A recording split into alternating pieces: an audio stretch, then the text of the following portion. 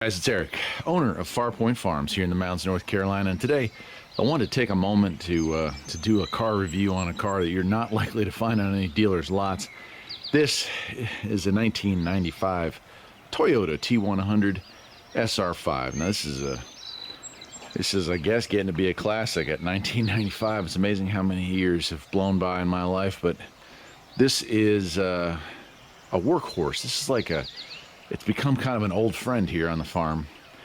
This thing is it's just so durable. It's just amazing. And I don't know, the T100s were Toyota's first entry into full-size trucks. And by today's standards, it's considered a mid-size, although I've never found it lacking for room either on the inside or the outside. But as you can see, it's had very few modifications done to this particular one. The tires, these are BF Goodrich all-terrain TAs, very aggressive tread here, good for the bad weather and dirt roads and stuff around here. They are LTs because I do use this for hauling trailers and carrying a significant amount of weight. So that's about the only real major upgrade this vehicle ever got. And on the front here, that brush bar there has actually got a front 2-inch receiver hitch, and I use that for hooking up a snowplow to it in the wintertime. It's got some Smitty built step bars there. Put those in for the wife when we got it. And other than that, though, she's pretty much stock. As you can see, it's got some scratches and some dents and dings, but not bad for a 1995. Now this vehicle has 320,000 miles on it. The odometer became intermittent right after about 300,000 miles, so we're estimating 320. The odometer right now shows 311 or 312, I think, last time I checked it. But great vehicle. We'll go through the inside and the engine compartment and all the rest, but this is an extended cab. As you can see, that door doesn't fold out. That's just an extended cab. Standard size bed, 6'6" bed, and it's just so durable. It reminds me a lot of like an Army Jeep in the sense that it just goes. It doesn't ask much except for gas and oil. Then it just goes. It just does what it's designed to do. And actually has a pretty decent ride for a truck too, but that's Toyotas for you. They're just pretty much durable vehicles. And as you can see on the back here, I usually have my 102 steel whip on there, but I actually bought a new ball for it, so I'm going to be replacing the ball because that one's kind of rusted out, and going to be putting a new one of those in there. But taillight assemblies are original. That back glass took some damage, so we've got it taped up. Thing actually had window tint in it, and that's the only thing that held that glass together when it shattered. It did come with a factory Toyota bed liner, you can see right there, and more hauled a lot of stuff. That bed liner's held up actually pretty well. Scratches, dents, and dings from using it. Some cuts in there from using it as a workbench on construction sites, but for the most part, yeah, it's holding up pretty good. And of course, it's got some tie-down straps there. You got straps on the front, on the corners there. All right, let me back up on this side here. The sliding rear glass still works on it. Factory mud flaps are still there. Now, some of these vehicles, if they're not washed on a regular basis, will have frame cracking issues, I should say. This one, luckily, did not suffer from any of that. It's just been very well kept. I undercoated it a couple times over the years. That's kept everything fairly clean. Walking around the front, that windshield took some damage as well, but it's still hanging in there. You drive into the sun though, it's got 320,000 miles worth of sand damage, so it kind of has poor reflective value. And you can see on the front, I've also added fog lights right there and there. So let me go ahead and we'll walk around again, and we'll get inside. And I'll show you the engine. Original transmission at that kind of mileage. One of the testaments to Toyota durability and reliability back then. This car has never been towed. It's towed a lot of cars, but it's never been towed on its own. Here we go. As you can see, the driver's seat has a significant amount of wear from getting in and out over the years.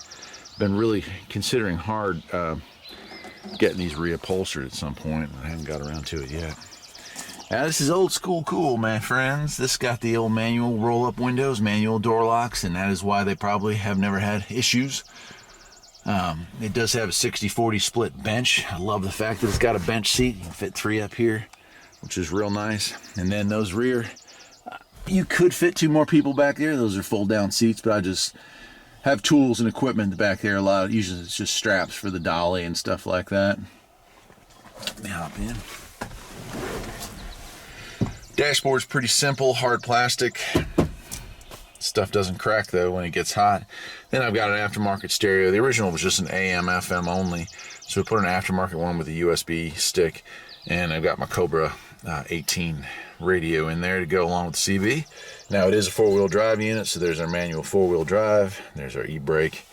Clock stopped working. Well, it was intermittent for a while, and I just need to take it out and solder it, but I never got around to it. It just hasn't been that big of an issue. And there's the old instrument cluster. Pretty good gauge pack, oil pressure, coolant temp, battery voltage, and speedometer, odometer, tach. Now this is a 3-speed with overdrive, and there's the odometer right now. I'm saying reading 3011. Like I said, about 320 on it right now. Got some nice grab handles for getting in and out. And there's my little fog light switch right there. Go ahead and pop the hood. Not bad though for 300,000. Still in pretty good shape.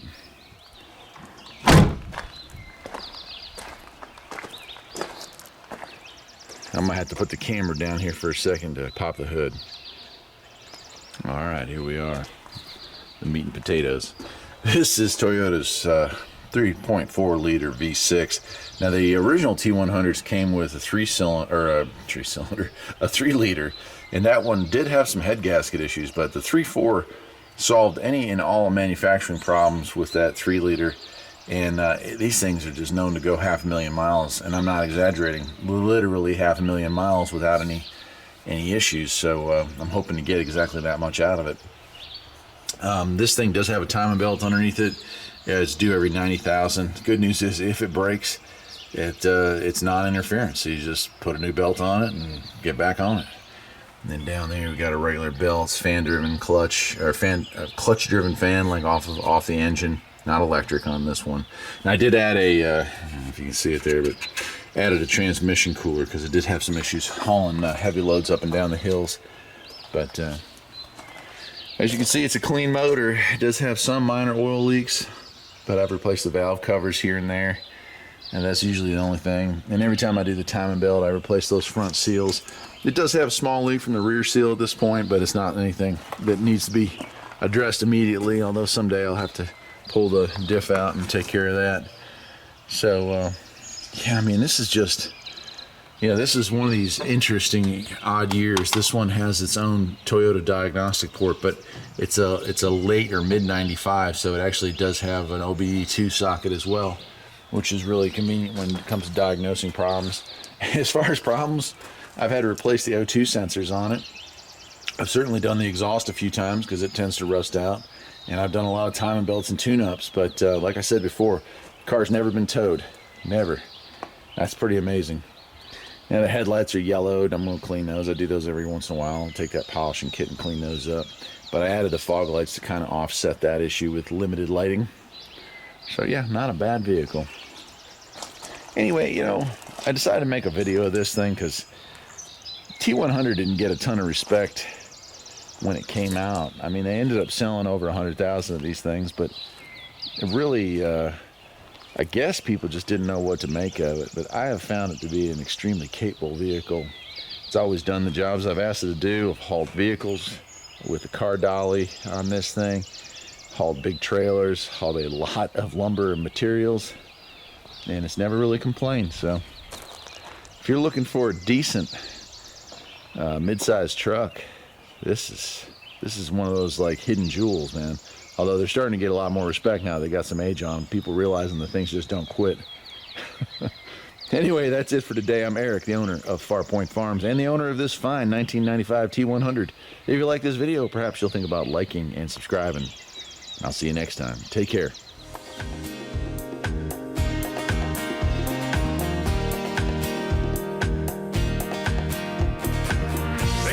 Something that needs a little fixing on Farpoint Farms. Freedom is mighty sweet.